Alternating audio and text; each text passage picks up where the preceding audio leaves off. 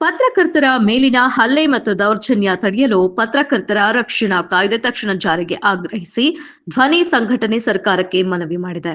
ಆರ್ಎನ್ಐ ಹೊಂದಿರುವ ಪತ್ರಕರ್ತರಿಗೆ ವಿಧಾನಸೌಧ ಮತ್ತು ವಿಕಾಸಸೌಧ ಪ್ರವೇಶಕ್ಕೆ ಮುಕ್ತ ಅವಕಾಶ. ರಾಜ್ಯದ ಪ್ರತಿಯೊಬ್ಬ ಕಾರ್ಯನಿರತ ಪತ್ರಕರ್ತರಿಗೆ ಜೀವ ವಿಮಾ ಸೌಲಭ್ಯವನ್ನು ಕಲ್ಪಿಸಲಾಗುತ್ತಿದೆ. ಜಿಲ್ಲಾ ಪತ್ರಿಕಾ ಭವನಗಳಲ್ಲಿ ಯಾವುದೇ ಸಂಘಟನೆಗೆ ನೀಡದೆ ಜಿಲ್ಲಾಧಿಕಾರಿಗಳ ಮೇಲ್ವಿಚಾರಣೆಯಲ್ಲಿ ನಿರ್ವಹಣೆಯನ್ನು ನಡೆಸಲಾಗುತ್ತೆ. ಕೆಲ ಪೊಲೀಸ್ ಅಧಿಕಾರಿಗಳಿಂದ ಪತ್ರಕರ್ತರಿಗೆ ಆಗುತ್ತಿರುವ ದೌರ್ಜನ್ಯ ತಡೆಗೆ ಕಟ್ಟುನಿಟ್ಟಿನ ಕ್ರಮ. ಪತ್ರಕರ್ತರ ಹಿತಕ್ಕಾಗಿ ಪತ್ರಕರ್ತರ ಅಭಿವೃದ್ಧಿ ನಿಗಮವನ್ನು ಸ್ಥಾಪನೆ ಮಾಡಲಾಗುತ್ತದೆ.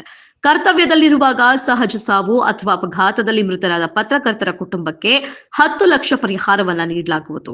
ಸಂಕಷ್ಟದಲ್ಲಿರುವ ನಿಯತಕಾಲಿಕ ಪತ್ರಿಕೆಗಳ ಸಂಪಾದಕರು ಮತ್ತು ವರದಿಗಾರರಿಗೆ ಮಾನಶಾನ ಸೌಲಭ್ಯ ವಿಸ್ತರಣೆಯನ್ನು ಮಾಡಲಾಗುವುದು. ವೃತ್ತಿ ನಿಮಿತ್ತ ಸಂಚರಿಸುವ ಪತ್ರಕರ್ತರಿಗೆ ಉಚಿತ ಟೋಲ್ ವ್ಯವಸ್ಥೆಯನ್ನು ಸಹ ಮಾಡಲಾಗುವುದು.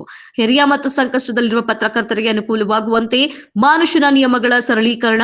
ಸಂಘಟನೆಯ ನಾಯಕರ ಮಾತುಗಳು. ರಾಜ್ಯಾಧ್ಯಕ್ಷರಾದ ಬಂಗ್ಲೆ ಮಲ್ಲಿಕಾರ್ಜುನ ಅವರು ಮಾತನಾಡಿ, ಪತ್ರಕರ್ತರು ಸರ್ಕಾರದ ವಿರೋಧಿಗಳಲ್ಲ, ಆಡಳಿತ ಕನ್ನಡಿಯಾಗಿದ್ದಾರೆ. ಅವರ ಭದ್ರತೆ ಮತ್ತು ಗೌರವ ಕಾಪಾಡುವುದು ಸರ್ಕಾರದ ಜವಾಬ್ದಾರಿ ಎಂದು ಹೇಳಿಕೆ ನೀಡಿದರು. ಈ ವೇಳೆ ಡಾಕ್ಟರ್ ಎಸ್ ಪಾಟೀಲ್ ಕಾನಿಪ ರಾಜ್ಯ ಉಪಾಧ್ಯಕ್ಷರು, ಸಂಗನಗೌಡ ಹೂವನ್ನವರ ಧಾರವಾಡ ಜಿಲ್ಲಾಧ್ಯಕ್ಷರು, ರವಿ ಕಾಂಬಳೆ ಬೆಳಗಾವಿ ಜಿಲ್ಲಾಧ್ಯಕ್ಷರು, ಕಲಘಟಗಿ ಮಾರುತಿ ಲಮಾಣಿ ಮತ್ತು ರಾಜ್ಯದ ಎಲ್ಲಾ ಜಿಲ್ಲೆ ಹಾಗೂ ತಾಲೂಕು ಅಧ್ಯಕ್ಷರು, ಪದಾಧಿಕಾರಿಗಳು, ಸದಸ್ಯರು ಉಪಸ್ಥಿತರಿದ್ದರು.